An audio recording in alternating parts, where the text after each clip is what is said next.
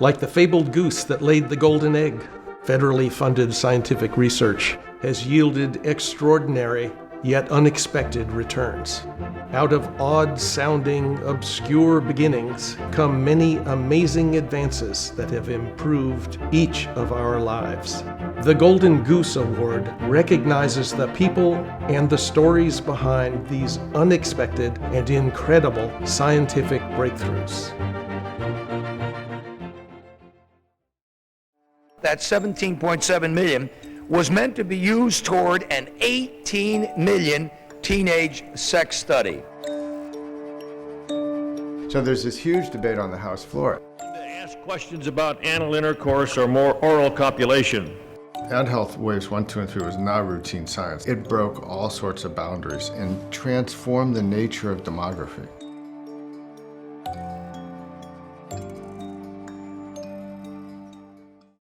There were 4 people in the original team. It was Ron Renfus, it was Dick Udry, it was Peter Behrman, and myself.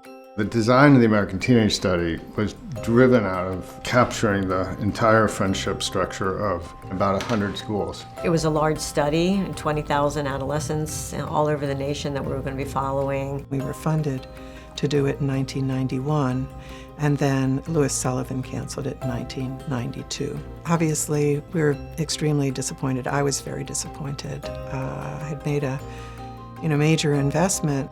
Then in 1993, Peter Behrman and Dick Udry combined together to propose the National Longitudinal Study of Adolescent Health. We made some pretty massive changes to the design of AdHealth from the American Teenage Study. We started to saturate whole schools. Instead of just taking samples, we saturated them so that we were sure we would get all the sexual partners. At that time, we invented things that had never been done before. And really developed sort of the motivation and the theory for bringing together biological sciences with sort of social sciences to understand how social factors matter in health. And I thought, if this study works, it's going to become the new reference. Right from the get-go, this study was designed to be used by lots and lots of scientists. We have over 30,000 users around the world. The AdHealth cohort is really at the forefront of the obesity epidemic, and that's had big implications for some of our findings. So while that was serendipitous, it's also created just a massive amount of research on the causes and the consequences of obesity. What's made the study so incredible is what Kathy's done at Waves 4 and 5. It was designed from the beginning to encapsulate what's called a life course perspective, and that is the notion that each step is influencing the next step. And so there are trajectories. AdHealth Waves 1, 2, and 3 was not routine science. It broke all sorts of boundaries and transformed the nature of demography. Federal funded research is incredibly important for the social sciences. So we want to understand connections between things. We want to understand things that will inform the nation. All of that requires federal research. Right now, AdHealth is generating 1 publication per workday.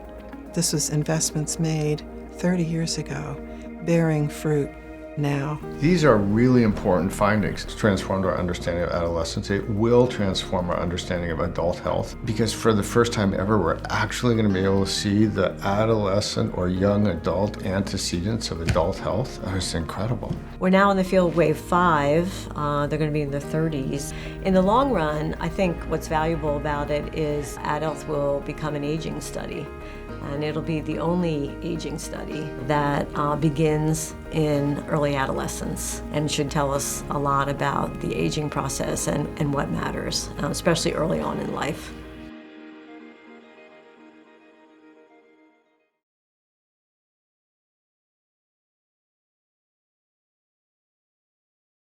After feeding for approximately 1 week, the worms fall from the wound and burrow into the ground to pupate.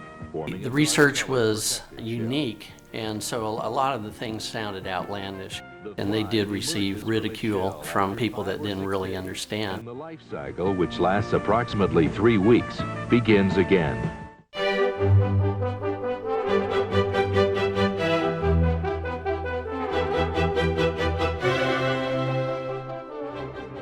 Screwworm fly is a parasite, a nasty parasite. They're a nightmare for livestock. The scientific name is Cochleamia hominivores, and hominivores actually means man-eater. The female fly lays its eggs in the open wounds of living animals. If the wound is not cured, essentially it is a death sentence to the animal. The economic losses prior to 1950 to the livestock industry alone, particularly cattle in the southern United States, probably were several $billion per year. It was my late father, Edward F. Knipling, and his colleague, Dr. Bushland, and others that studied the screwworm fly, developed the sterile insect technique. He was very persistent and tenacious in his ideas. Dr. Bushland was a very energetic and enthusiastic person, not easily deterred or intimidated by anything. His demeanor was actually contagious in a very positive way. Well, if there was a way that you could mass produce this species and then have a way that you can sterilize them, and so you could go to the field and release sterilized insects in a number sufficient for the fertile females in the wild populations to have more of a chance of mating with a sterile male, over time the population will crash.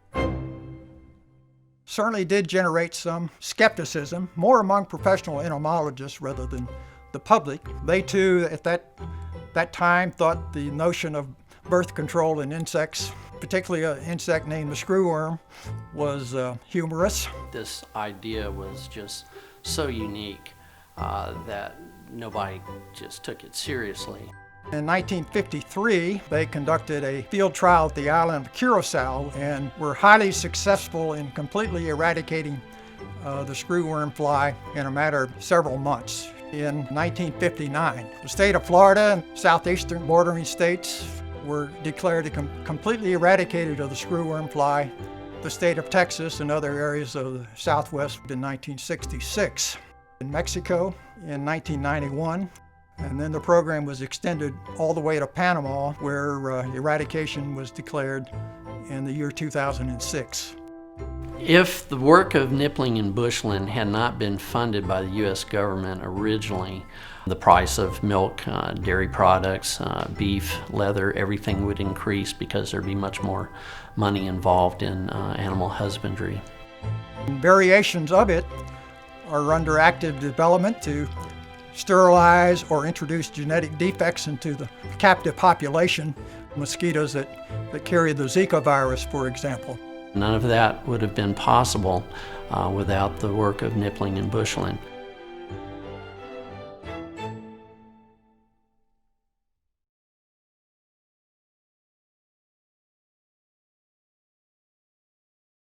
To begin with, each bee is going to get a little dot of the orange paint, just a little dot on the tip of the abdomen. Because their body temperature is below about 40 degrees Fahrenheit, they're immobilized. Now I'll take each of these bees and put them in the recovery chamber. It's labeled another little bunch of bees.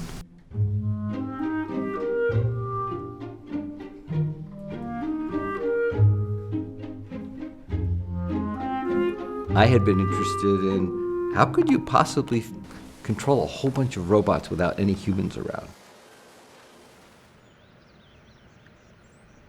I had gotten a Presidential Young Investigator Award from National Science Foundation. So I had wanted to work with John Van de Veet, and he heard Tom Seeley talking about honeybees on NPR.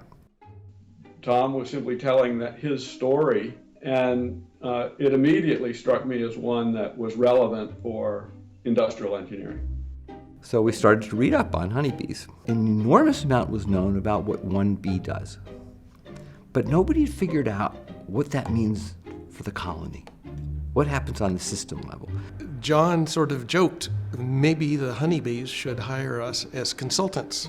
That's an interesting question. How do the honeybees do it? We laugh because we probably could not help them, but maybe they could help us.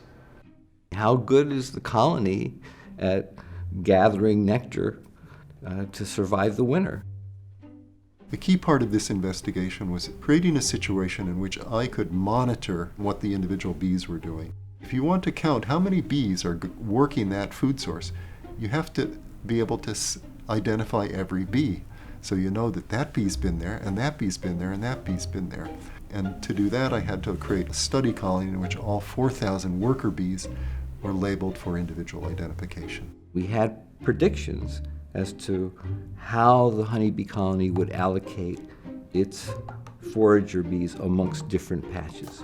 And when we did the experiment, the bees nailed it. And I think we were all rather stunned by how well the bees had solved that problem.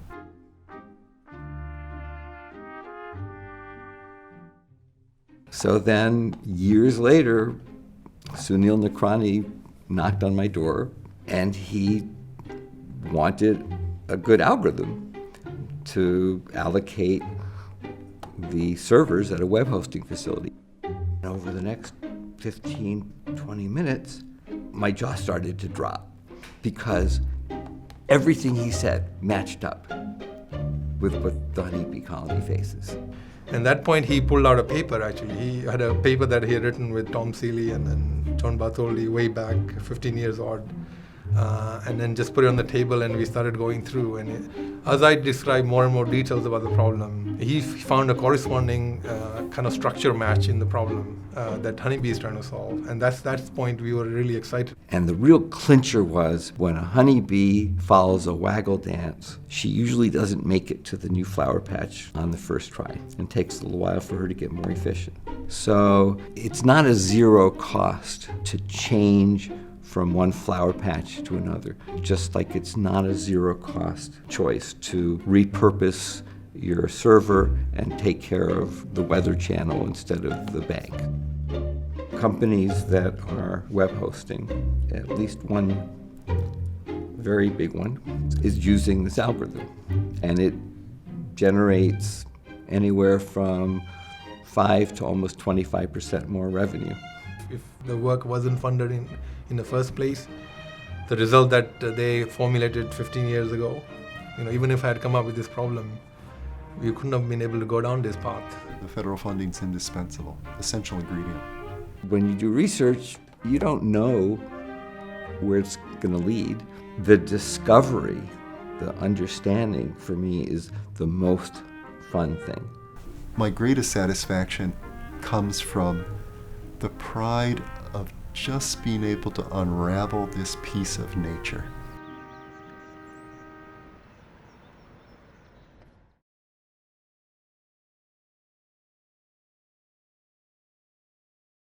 People are still criticizing scientists for being just interested. But that's how we make progress. You don't know in advance what the benefit is going to be to society, but without science, you wouldn't have those benefits. Scientific research undergirds the way we live today, the way we solve problems today. Some research without end goal is very important. Really good outcomes for society can occur in a completely unplanned way, just because people are fascinated by something. To get federal funding for a research project is extremely competitive. Where the money goes, it goes to the cream of the crop of the grant applications. And you can bet that if somebody's got federal funding, they've worked their ass off. People are motivated to do it and to do it well.